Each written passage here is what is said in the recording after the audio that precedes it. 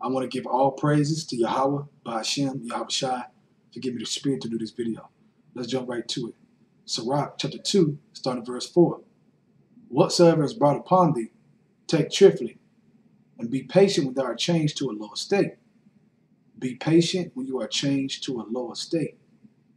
Now, when you read this, a lot of men that were once in this truth have fell victim to this, man. Okay? They wasn't patient. All right? They got offended in the Lord. They lost trust in the Lord. They lost faith in the Lord. Why? Because of things that were happening in their life. Okay? And when your heart is more on the things around you versus seeking the Lord first, seeking the kingdom first, and you start to lose those things, see, because the Lord is testing you to see where your heart is at, man. Okay? To see where your heart is at. Because if your whole body is full of light, then you are going to be doing these things, taking it cheerfully, whatever is brought upon you. And that means whatsoever, man. And you have to always think about that, okay? When hell is breaking loose in your house. Verse 5. For gold is tried in the fire, an acceptable man in the furnace of adversity. Right. Gold is tried in the fire, man. Okay. The Lord is purifying you, man. He's refining you. All right. If you say you believe in this truth with all your heart, you believe in your Yahweh Shai, you trust in them, then you are that gold. And he is going to refine you to be better gold, man. To be more of a pure gold. All right. So he's going to try you, man, to see where your integrity is at. Verse 6, believe in him and he will help thee. Order thy way aright and trust in him. Order thy way aright, meaning keep your integrity. Okay? And trust in him. You can't just trust in him when everything's going good. All right? You got to be able to trust in him when things are going bad around you in your life. Because he's testing you to see if you trust in him that he is going to iron it out. That's why he said be patient when thou art changed to a lower state. Why? Because if you hold your integrity, Yahweh Shai will iron it out, man. All right? It never fails if you hold your integrity. Verse 7. Ye that fear the Lord, wait for his mercy, and go not aside lest ye fall. Right. So if you are brought down to a lower state, as it talks about in verse 4, then you have to wait for the mercy, man. Okay? Because the ultimate mercy is getting out of here. But from here until the Lord comes back, you got to be patient when you are brought to a lower state and things are not going your way in your life. And that mercy will come and iron it out. All right? Verse 8. Ye that fear the Lord, believe in him, and your reward shall not fail. Right. Believe in him, and your reward shall not fail. Meaning he's going to iron it out, man. If you're doing the will, he's going to put certain things on you, man. You're going to have to be able to take it, man, and be a soldier. Period. Now let's go to Job chapter 2, starting verse 7. So went Satan forth from the presence of the Lord, and smote Job with sore boils from the sole of his foot unto his crown. Verse 8. And he took him a potsherd to scrape himself withal, and he sat down among the ashes. Then said his wife unto him, dost thou still remain thy integrity? Curse God and die. So there goes Satan, using the woman, all right? Using the woman to get your mind on the other side, on Satan's side, man. Satan works through women, man, a lot, okay? You got to know that.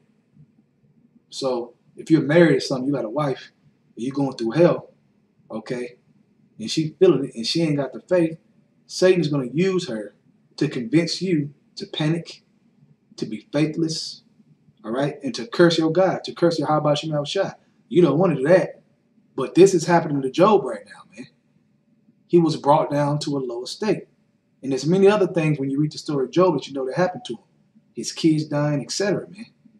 So he's in the process of getting brought to a lower state. But if he's patient and hold on to his integrity, then the Lord will iron it out. Okay? But he said unto her, thou speakest as one of the foolish women speakest. What? Shall we receive good at the hand of Yahweh, and shall we not receive evil? Question. And all this did not Job sin with his lips. Right. He held his integrity, right? So when he said, shall we receive good and not receive the evil. Everything's not going to be good, man. The Lord's not going to do that, man. This is not our rest, okay? Everything is going to be all good in the kingdom of heaven, all right? That's what we're striving for, okay? But you're not going to receive all good all the time and never receive the opposite side. The Most High is about balance, okay? He's about the perfect balance. So when you're in this truth, you have to understand that at any moment, the Lord could be testing you. And some things that ain't so good could happen, man, okay? And you got to be able to hold your integrity and take it, okay? But you should be prepared for it, all right? Because you know that's part of the truth. That's part of the truth, man. Now, in the blue letter on integrity, it just has integrity. So let's go on Google and read the definition of it. The state of being whole and undivided. Integrity, unity, unification, togetherness, trustworthiness, honor, and unimpaired condition, soundness, right, that sound mind, okay? Though all hell is around you, it ain't looking good, but you're still holding yourself together. You're not divided on your trust and your how about Shem Shai. You're keeping yourself together through your faith and through your trust, okay?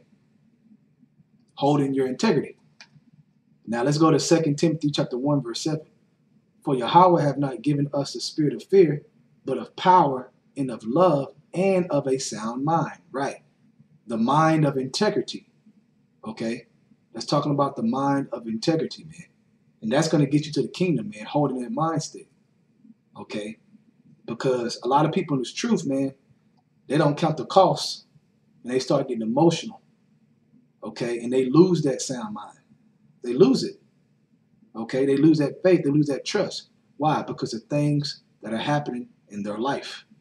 And you can't let that happen and expect to be holding on to the oil. Expect your light to be bright. No, you're going to be in darkness, man. Okay, and how great is that darkness, as the scripture says. All right? From there, let's go to Job chapter 2, verse 3. And the Lord said unto Satan, Hast thou considered my servant Job, that there is none like him in the earth, a perfect and upright man, one that feareth Yahweh and escheweth evil, and still he holdeth fast to his integrity. Right, he still hold fast unto his integrity, although thou movest me against him to destroy him without cause. Right. So he kept his integrity. And that was the bet between the Most High and Satan. Okay. Satan was basically like, look, he ain't going to keep his integrity. And he did that. From there, let's go to Proverbs chapter 11, verse 1. A false balance is an abomination to the Lord, but a just weight is his delight. Right, man. Okay. And Yahweh is very balanced. All right. He's very, very balanced. Now, when you go to Job 31, verse 6, let me weigh in an even balance that Yahweh may know my integrity. Right. So Job knew about that balance.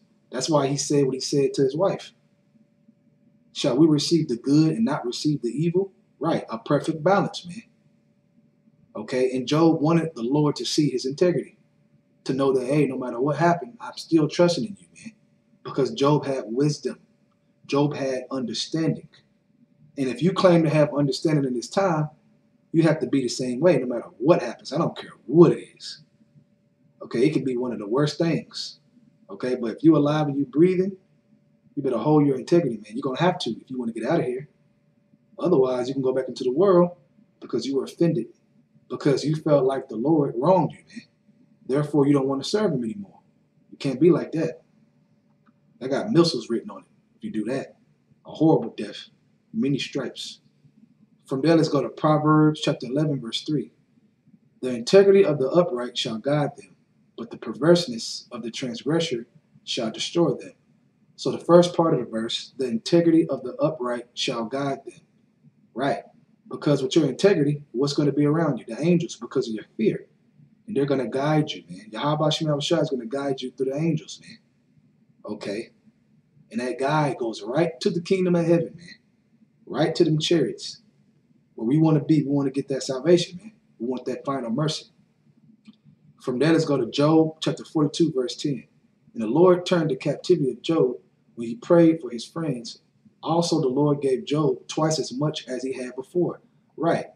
So when you read back in Sirach chapter 2, be patient with our change to a lower state. Job was patient, and what happened? He received twice as much as he had before, man.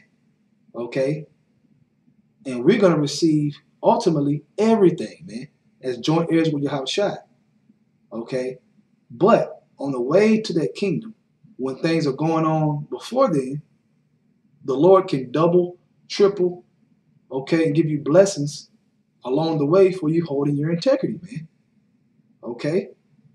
You might lose an apartment, and then before you know it, you're in a house.